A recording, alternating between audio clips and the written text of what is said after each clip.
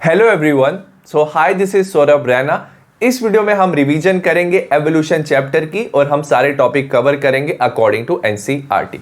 सबसे पहले एवोल्यूशन क्या होता है? ये ऑर्डरली चेंजेस होती है from one form to another. जब एक लाइफ फॉर्म से दूसरी लाइफ फॉर्म बनती है तो उसमें जो ऑर्डरली चेंजेस आती है उसे हम एवोल्यूशन कहते हैं।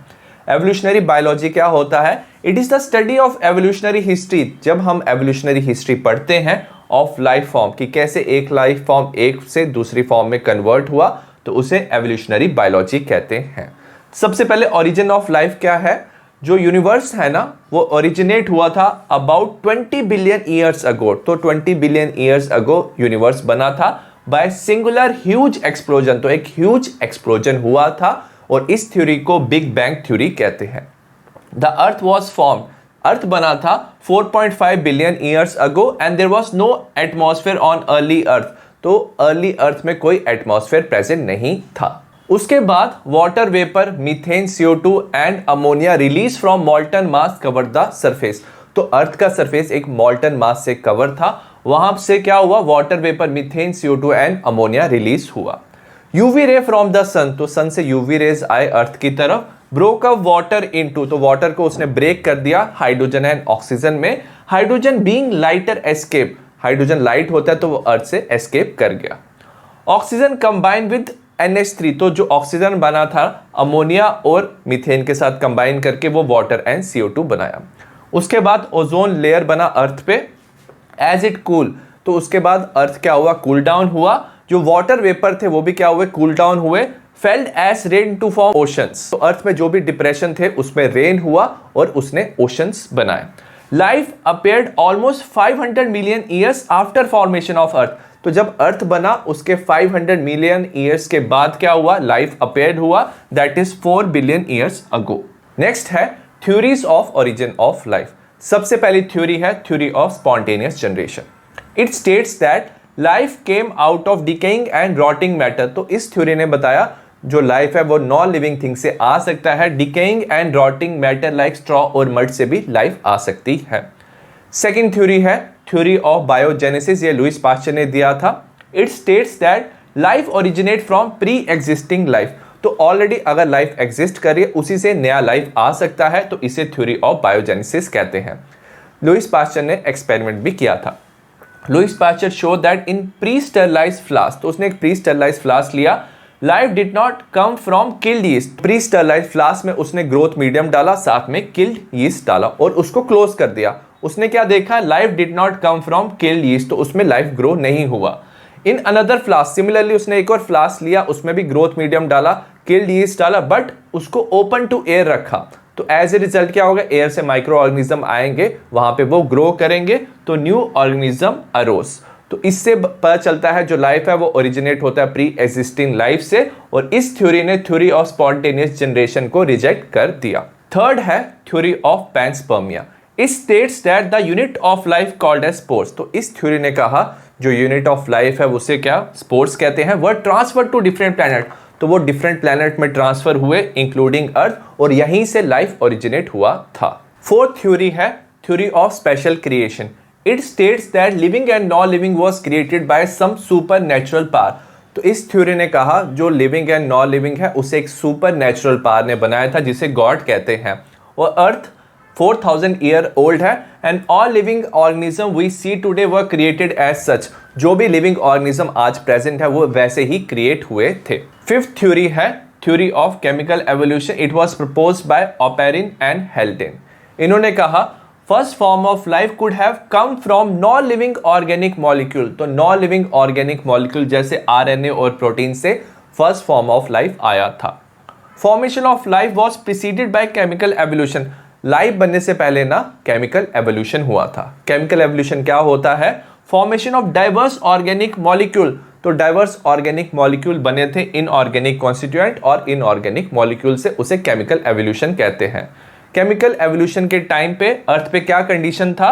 हाई टेम्परेचर था, वॉल्केनिक स्टॉर्म्स था, रिड्यूसिंग एटमॉस्फेयर। रिड्यूसिंग एटमॉस्फेयर मतलब एटमॉस्फेयर में ऑक्सीजन प्रेजेंट नहीं था, तो रिड्यूसिंग एटमॉस्फेयर में मीथेन एंड अमोनिया प्रेजेंट था। नेक्स्ट है मिलर्स एक्सपेरिमेंट। ये SL मिलर ने 1953 में ये एक्सपेरिमेंट दिया था। ये एक्सपेरिमेंटल प्रूफ है थ्योरी ऑफ केमिकल एवोल्यूशन का। उसने कंडीशन क्रिएट किया जैसे प्रिमिटिव अर्थ में रिड्यूसिंग एटमॉस्फेयर था, तो सिमिलर कंडीशन उसने क्रिएट किया। ही मेड इलेक्ट्रिक डिस्चार्ज, उसने मेटल के इलेक्ट्रोड लिए और हाई वोल्टेज पास किया। इन क्लोज फ्लास्क, एक क्लोज फ्लास्क लिया, इसमें मीथेन, हाइड्रोजन, अमोनिया और वाटर वेपर प्रेजेंट था एट 800 डिग्री सेल्सियस। ठीक है, तो कांस्टेंट उसने स्पार्क दिया, यहाँ पे कंडेंसर था, यहाँ पे बॉइलिंग वाटर था और इसे उसने रन किया around 1 week.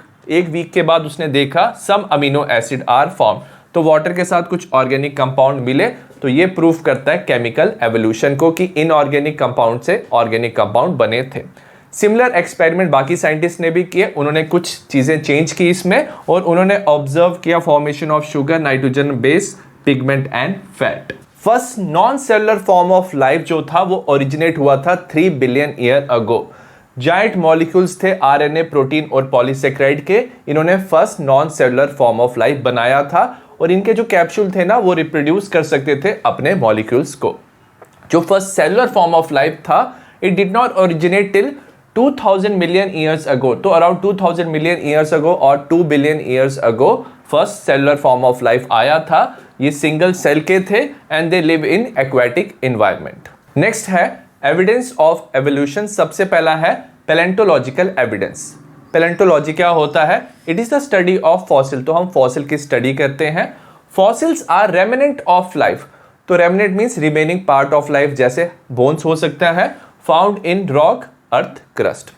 Significance of fossils, first हम क्या करते हैं, स्टडी करते हैं फाइलोजेनी। फाइलोजेनी क्या होता है? एवोल्यूशनरी हिस्ट्री की हम स्टडी कर सकते हैं और रेस हिस्ट्री स्टडी करते हैं। हम स्टडी करते हैं connecting link between 2 group of organism, तो 2 ग्रुप ऑफ ऑर्गेनिज्म का कनेक्टिंग लिंक, जैसे रेप्टाइल और बर्ड का कनेक्टिंग लिंक है आर्कियोप्टेरिक्स, इसकी स्टडी कर सकते हैं। To study about extinct animal, जो एनिमल एक्सटिंक्ट हो चुके हैं हम उनकी स्टडी कर सकते हैं, जैसे डायनासोर्स, इनके फॉसिल से। To study about geological period, तो हम जियोलॉजिकल पीरियड स्टडी कर सकते हैं बाय एनालाइजिंग फॉसिल, फॉसिल को एनालाइज करके डिफरेंट सेडिमेंट्री रॉक लेयर। अब जो लाइफ फॉर्म है varied over time, over a period of time varied हुआ है, और certain life form are restricted to certain geological life span, और कुछ सर्टन जियोलॉजिकल लाइफ स्पैन में सिर्फ कुछ लाइफ फॉर्म वाज सर्वाइविंग, तो इसकी भी हम स्टडी कर सकते हैं फॉसिल से। सेकेंड है morphological and anatomical evidence.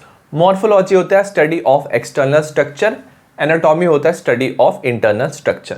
Comparative anatomy and morphology, हम कंपेयर करते हैं एनाटॉमी और मॉर्फोलॉजी को, और ये शो करता है different form of animals have some common structural feature. सबसे पहले हम बात करते हैं होमोलोगस ऑर्गन की। होमोलोगस ऑर्गन और the organ having fundamental similarity in structure and origin, तो इसमें सिमिलैरिटी होती है स्ट्रक्चर और ओरिजिन में, but they perform different function. This phenomenon is called as homology. अगर हम बात करें example human hand, whales, flipper, bat wings and cheetah foot, these 4 limb have different function, तो ये सारे 4 लिम्ब के क्या होते हैं? डिफरेंट फंक्शन होते हैं। व्हेल्स में स्विमिंग के लिए काम करता है, बैट में फ्लाइंग के लिए और चीता में रन करने के लिए। इनके डिफरेंट क्या होते हैं? फंक्शन होते हैं, but similar anatomical structure, but anatomy इनकी क्या होती है? सिमिलर होती है, जैसे इनकी bones, humerus, radius, ulna, carpal, metacarpal and phalanges, तो इन्हें हम होमोलोगस ऑर्गन कहते हैं। Homology also seen in heart and brain of vertebrates, brain और हार्ट और वर्टिब्रेट्स भी क्या होते हैं? होमोलॉगस होते हैं।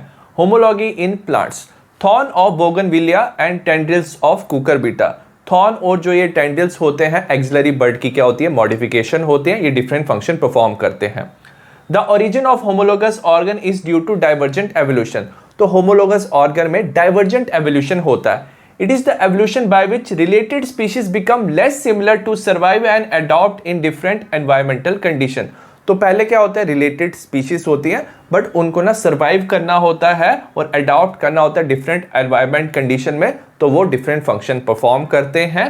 होमोलॉगी इंडिकेट कॉमन एंसेस्टर, तो जो होमोलॉगस ऑर्गन्स है वो इंडिकेट करते हैं जितने भी ऑर्गेनिज्म है उनके कॉमन एंसेस्टर थे। नेक्स्ट है analogous organs. These are the organs having similar function, तो इनका फंक्शन सिमिलर होता है बट डिफरेंट स्ट्रक्चर और ओरिजिन होता है।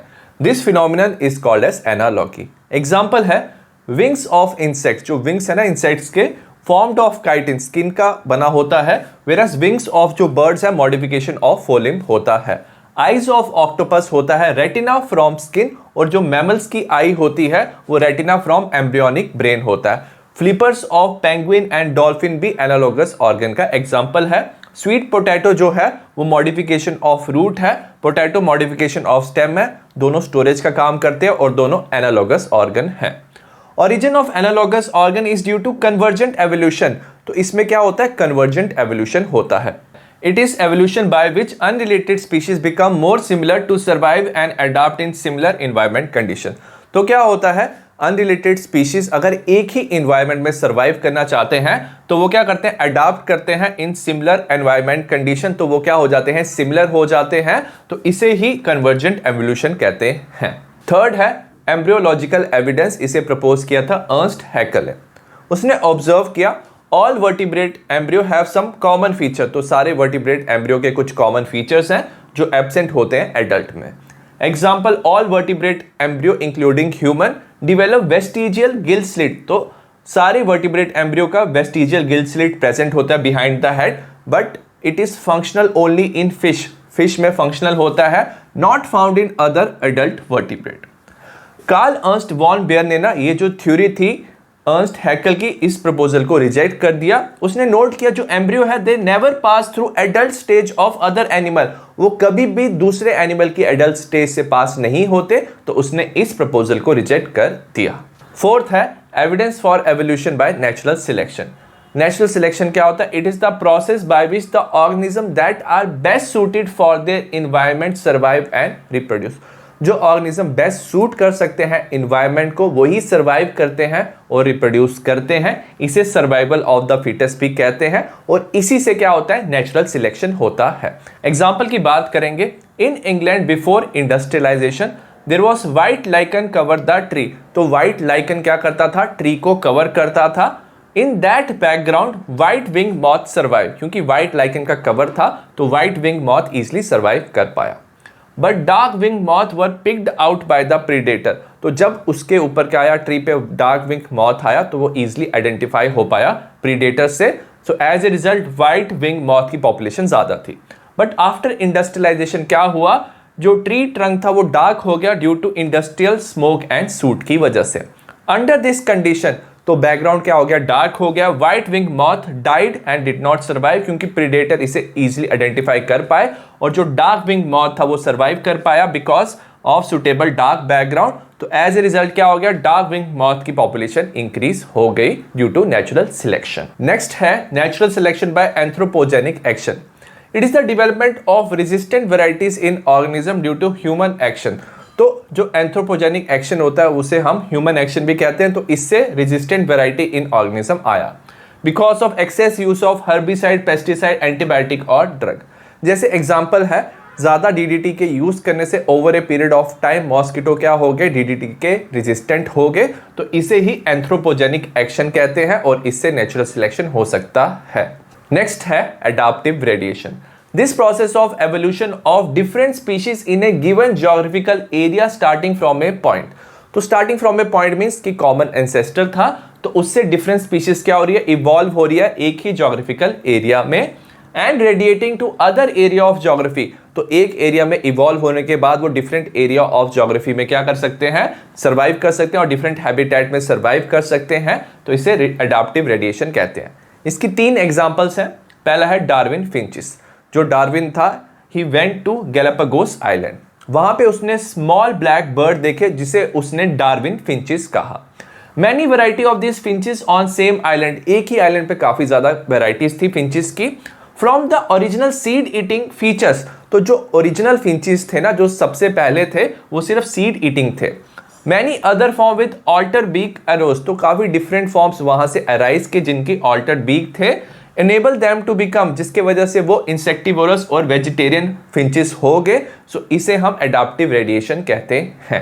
सेकेंड एग्जाम्पल है ऑस्ट्रेलियन मार्सुपियल्स। ये पाउच्ड मैमल्स होते हैं। A number of marsupial each different from the other evolve from an ancestral stock, तो इनका कॉमन एंसेस्टर था, उससे डिफरेंट मार्सुपियल इवॉल्व हुए हैं, but with in Australian island continent, तो ये भी एडाप्टिव रेडिएशन शो करते हैं। सिमिलरली प्लेसेंटल मैमल्स भी क्या हुए, इवॉल्व हुए हैं ऑस्ट्रेलिया में। When more than one adaptive radiation to have occurred in an isolated geographical area result in convergent evolution। इसका मतलब क्या है?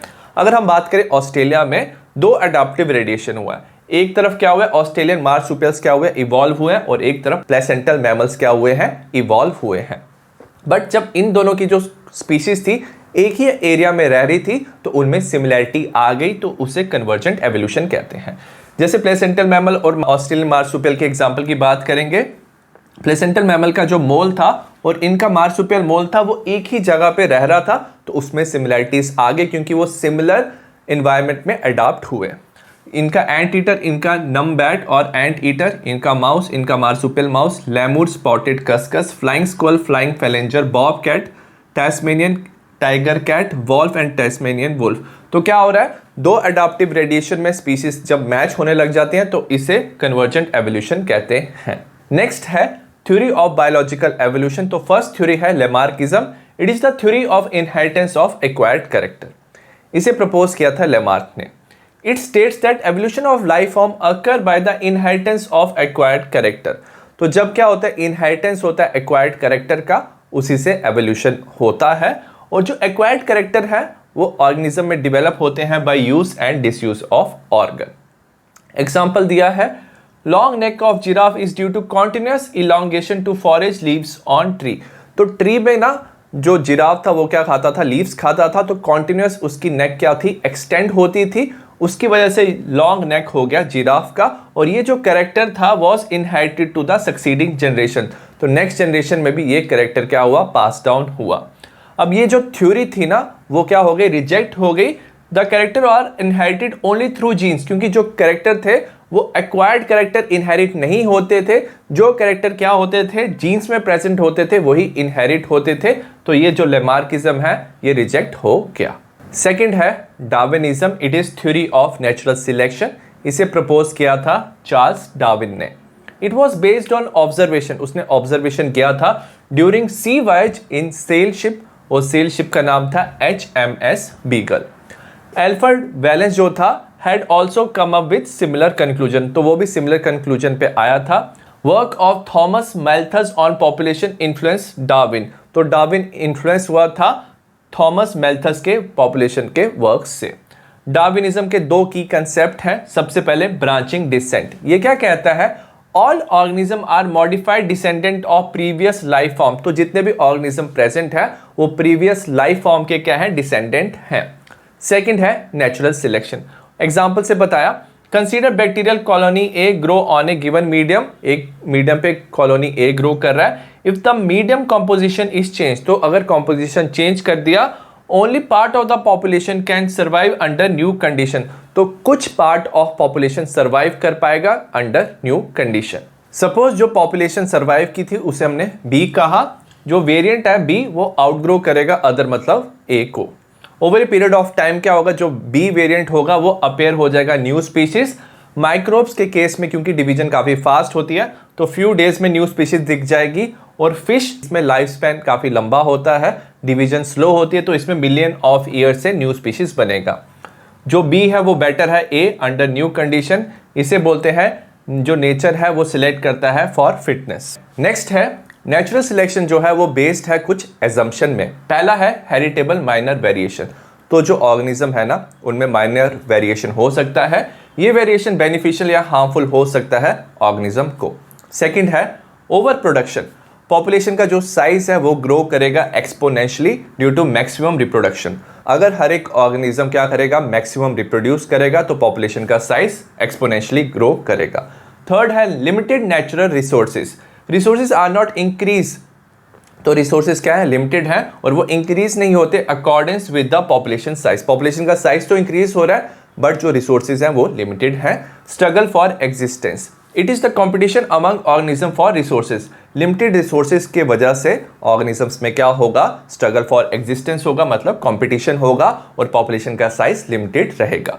Survival of the fittest.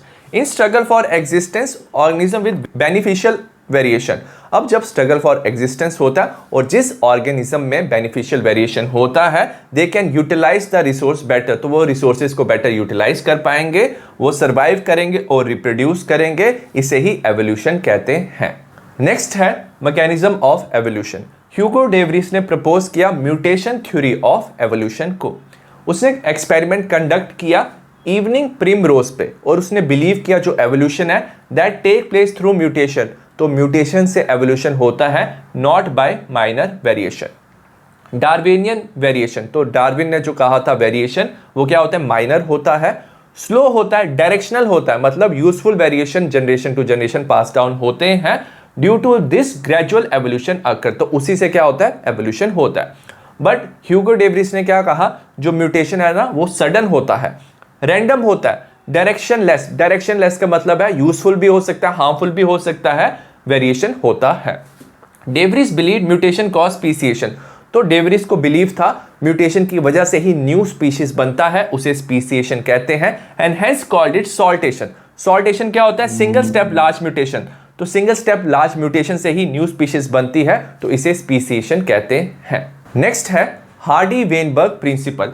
It states that allele frequency in a population are stable and constant, तो allele की जो frequency है ना वो एक पर्टिकुलर पॉपुलेशन में वो क्या होती है, स्टेबल होती है और कांस्टेंट होता है generation to generation in absence of other evolutionary forces. अगर कोई एवोल्यूशनरी फोर्स प्रेजेंट नहीं है तो एलील की फ्रीक्वेंसी कांस्टेंट और स्टेबल रहती है।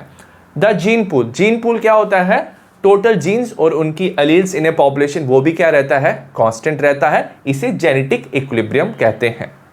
Total sum of allelic frequency is 1, तो जो भी एलीलिक फ्रीक्वेंसीज हैं उसका सम क्या है, 1 है। सपोज हमारे पास एक स्टेबल पॉपुलेशन है ऑफ ए जीन, तो एक जीन के दो एलील हो सकते हैं। सपोज कैपिटल ए डोमिनेंट है, स्मॉल ए रिसेसिव है। Frequency of both allele is denoted by, तो कैपिटल ए की जो फ्रीक्वेंसी है वो होगी P और स्मॉल ए की फ्रीक्वेंसी को Q से हम रिप्रेजेंट करेंगे।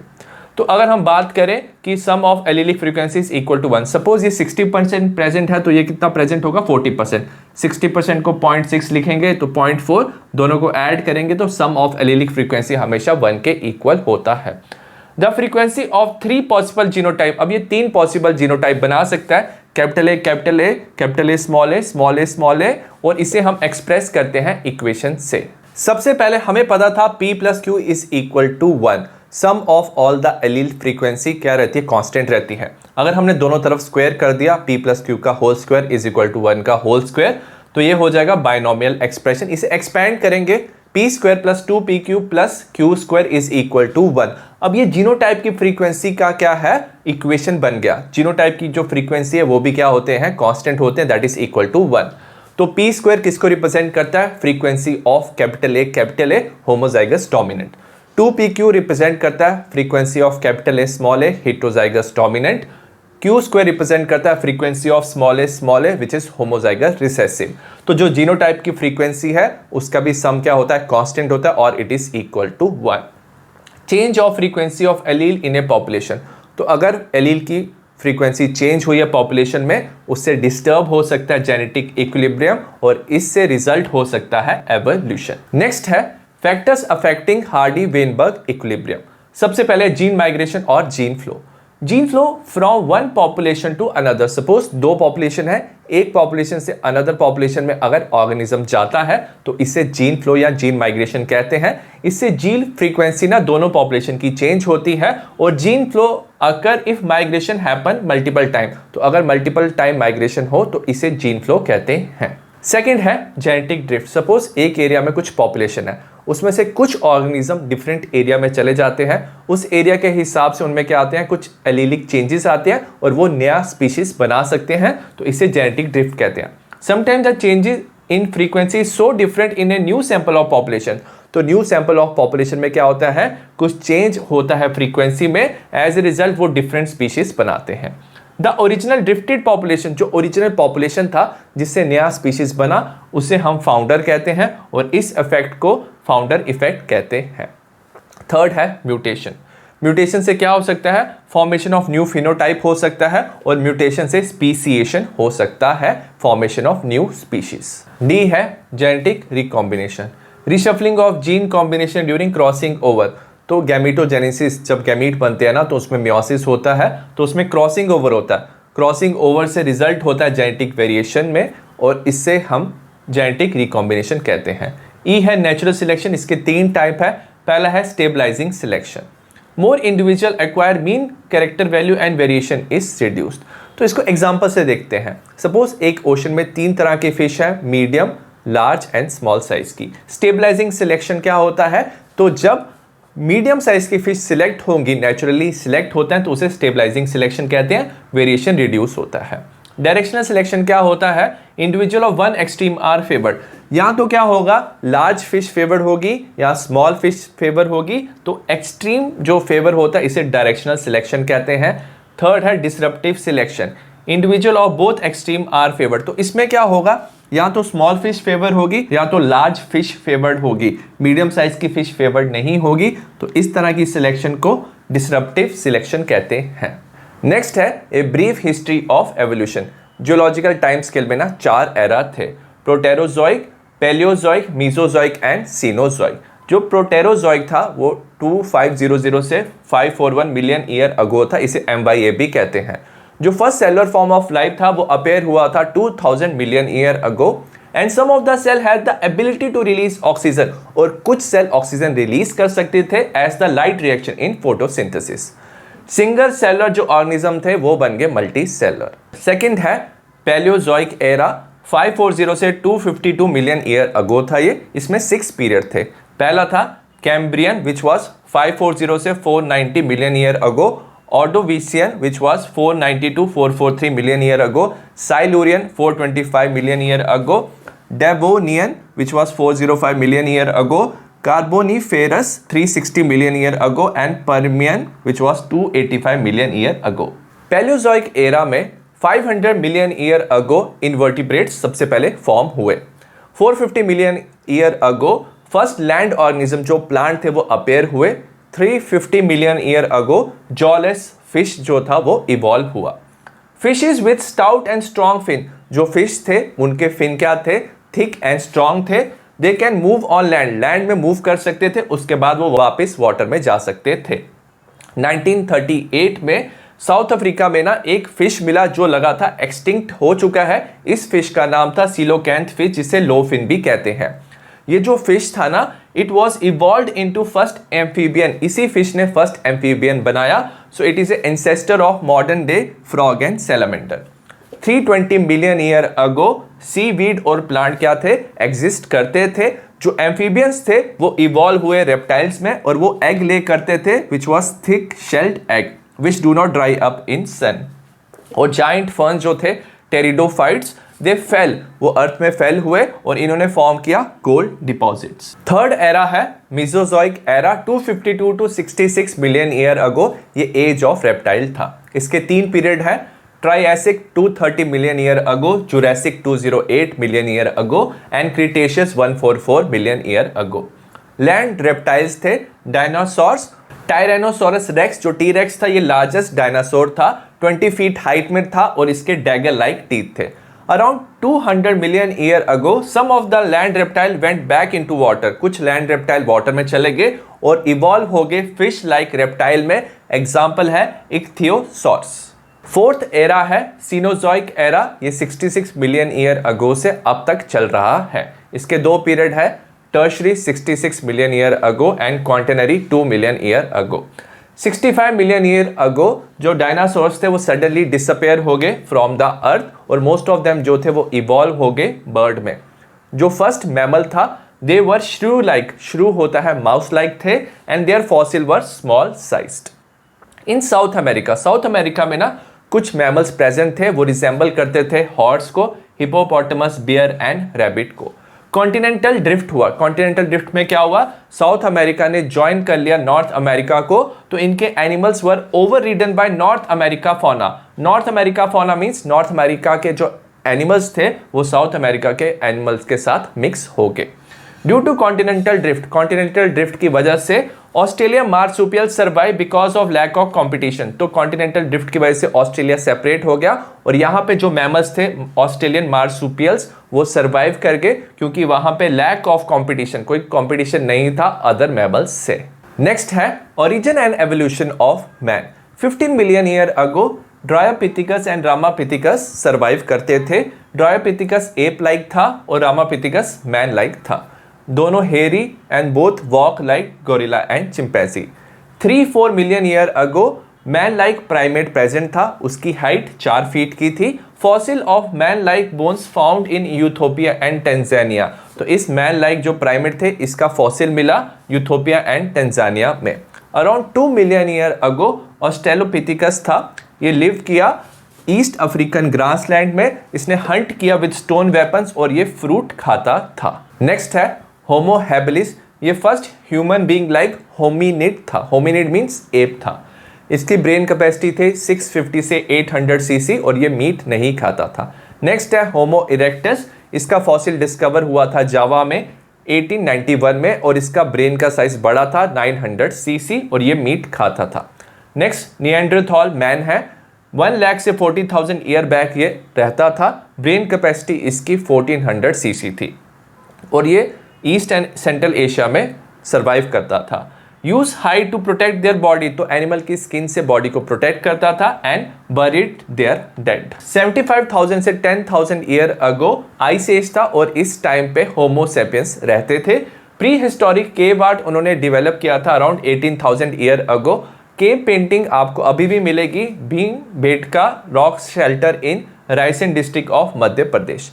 10,000 ईयर अगो इन्होंने एग्रीकल्चर स्टार्ट किया था और ह्यूमन सेटलमेंट स्टार्ट हुआ था उसके बाद। आई होप आपको ये चैप्टर समझ आया हो। सिमिलर टाइप ऑफ वीडियो मैंने बाकी चैप्टर्स के बनाए हैं, डिस्क्रिप्शन में आपको लिंक मिल जाएगा। तो मिलते हैं नेक्स्ट वीडियो में, तब तक बाय।